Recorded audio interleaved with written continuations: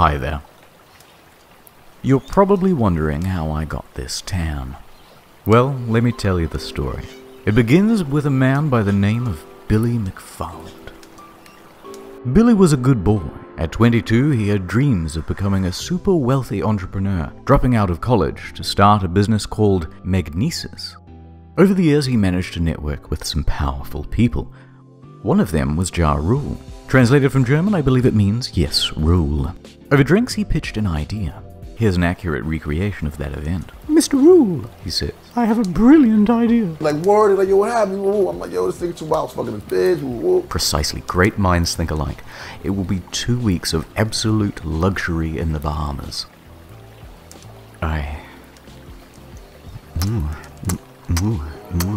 Mr. Rule. Promotion began in late 2016.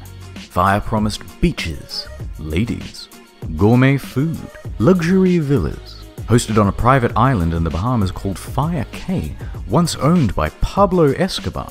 VIP tickets up to $250,000. Swimming pigs. Blink 182. Major laser. A steel drum. Welcome to Fyre Festival. The best 2 damn weeks of your life. I bought my ticket immediately. The day arrives. About 5,000 people are making their way directly from Miami Airport, and there are huge delays to get to Fyre Cay. Although I shouldn't say Fyre Cay, because it doesn't exist. In the marketing, they referenced this island, which is actually Norman's Cay, run by George Jung, not Pablo, by the way. But that doesn't matter because we're not going there either. We're going to Great Exuma. Private island? Forget that. Population? 7,000. In fact, we're basically in the parking lot of a sandals resort. In the end, only about 500 of us make it to the island. The remaining customers' flights are cancelled. You're about to see why. We're hauled onto a school bus and taken to the site, a gravel lot with a bunch of FEMA tents. Oh no! Remember those promises of luxurious villas? Pranked ya? Enjoy your stay, and don't forget your complimentary cup of UNICEF rice. Turn this bus right around! Once there, no one knows whose tent belongs to whom, so staff try getting everyone into a line. Then they abandon that idea and tell everyone it's a free-for-all. Expecting a party, this guy took all of his drugs on the flight over. He's the only one having any fun. Everyone else is grumpy because it's been 5 hours and there's no food. In lieu of food, staff decide to start handing out tons of free tequila. This only exacerbates problems. Once the food does arrive, it's just as delectable as promised though. Gourmet craft single there. A few hours later, bags arrive on a shipping container. It was getting dark and there was no lighting. So everybody's walking around with their cell phones trying to look for their luggage. Plenty of people had their luggage stolen. But don't worry, if you have any valuables, the festival advertised top-notch security. Here it is. But no one told guests they had to provide their own lock. There are rumors of muggings by the locals. I heard rumors of feral dogs. A tent supposedly caught fire. The closest beach has a rampant shark problem. Staff don't have any uniforms or walkie-talkies, so no one knows who's in charge, and the people who are in charge can't talk to each other. Here's the bathroom. Many staff quit after only a couple of hours. For the few customers who were willing to just make the most of it and enjoy the music, they had some bad news too. All of the major musical acts pulled out. In fact, Major Lazer wasn't even confirmed to go in the first place. The event was promoted as cashless, so all people had were these useless Disney bucks on their Fyre band, which meant they couldn't buy anything or catch a cab if they were stranded. And even with only 500 people, there are too few tents and beds, so everyone is just stealing each other's. And for any of you thinking you could just escape to the sandals, bad luck. It's peak season and they are absolutely full. People are reaching out to the embassy for help.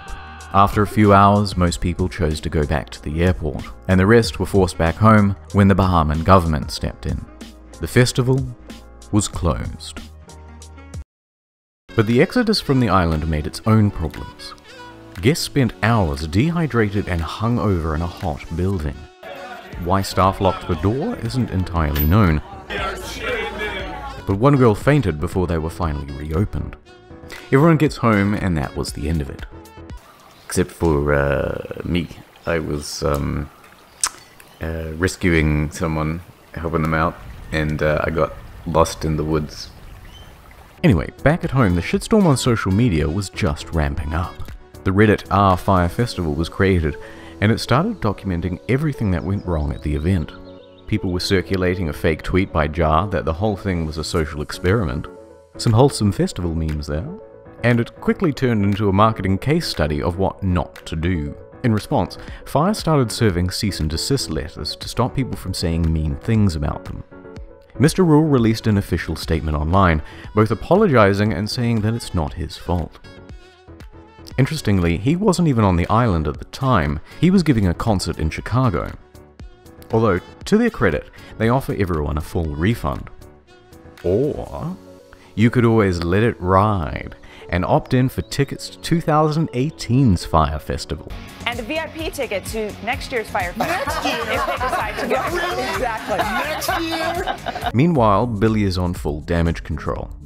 He claims that a storm came in the night before and changed all of the marketing into lies. We got to a point that we were very excited about on Wednesday night with how the two sites looked, and we got hit by a big storm. But the apologies weren't enough. A few days later, and the first lawsuit was served. Attorney Ben Misalis doesn't think it's funny. He's filed a $100 million class action lawsuit against the organizers. Then another suit. Then 7 more.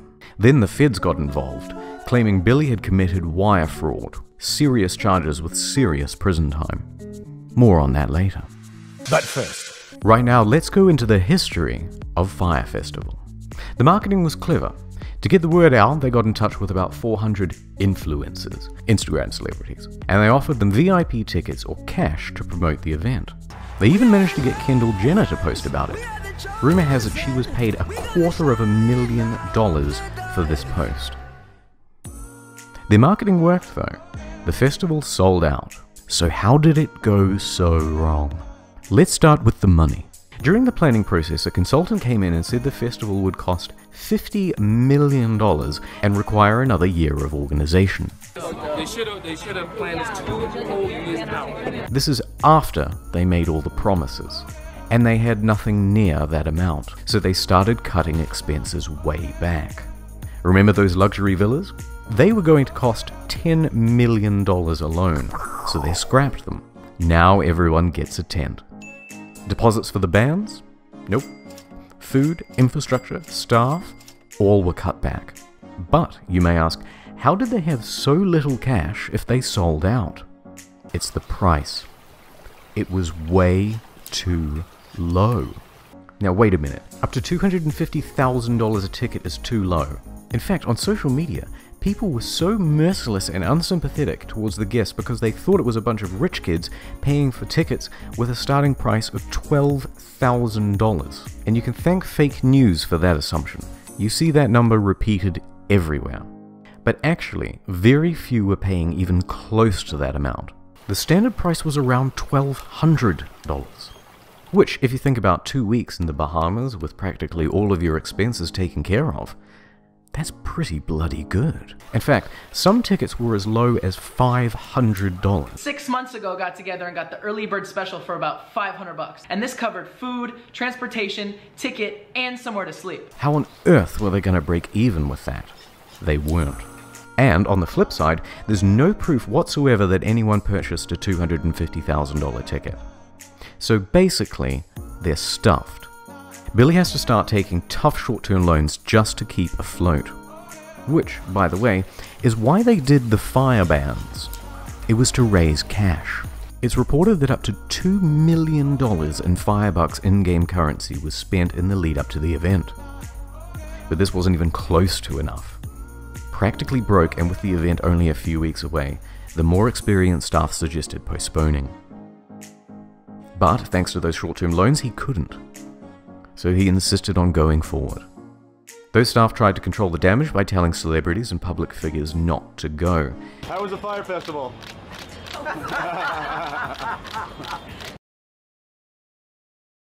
So, Billy and Jar are in some serious trouble. But let's please have one failed festival that has a sequel. Well, Billy is out on $300,000 bail. His assets were frozen as at May 18th. He dropped his expensive attorneys. He's selling his property in New York. He tried to sell Magnesis for $150,000, but it was cancelled for being fraudulent. Massively in debt and with no hope of paying it back, Fyre went into involuntary bankruptcy. And that is the end of Fyre Festival. I'll keep you posted about whether Billy is going to jail. So long, Fyre Festival. You were too beautiful for this world. And as for me, well, it's time to go home.